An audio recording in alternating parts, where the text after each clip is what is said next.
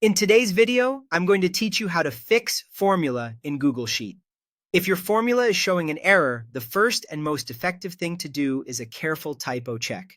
Typos are the #1 cause of broken formulas, and the good news is they're usually fast to fix once you know what to look for. Let's walk through exactly how to spot and correct them so your sheet calculates as expected. Start by clicking the cell with the error and looking closely at the formula bar.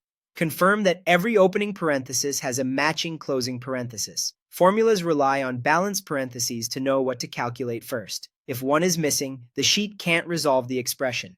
A simple way to verify this is to move your cursor through the formula. Google Sheets highlights matching pairs to help you see what belongs together. For example, in a sum like LSUM A1 A10, there's a single opening parenthesis after the function name and a single closing parenthesis at the end.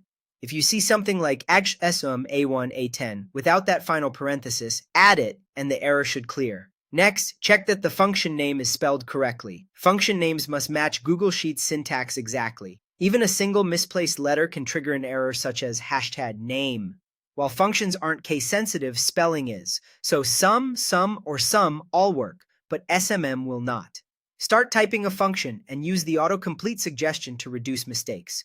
If you intended to add cells from A1 to A10, the correct structure is SUM A1 A10. Then, verify your punctuation.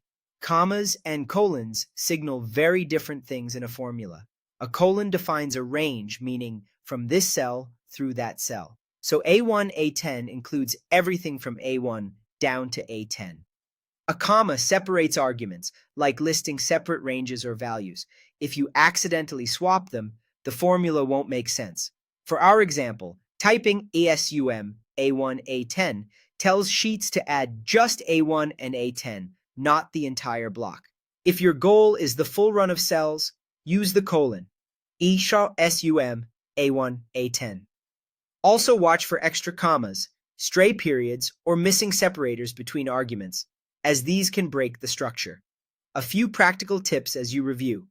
Retype the formula slowly, letting suggestions guide you.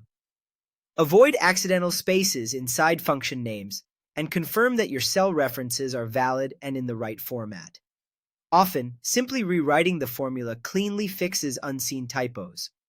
Once parentheses, function names, and punctuation are all correct, most formula errors disappear. Keep that checklist in mind and you'll resolve issues quickly and confidently.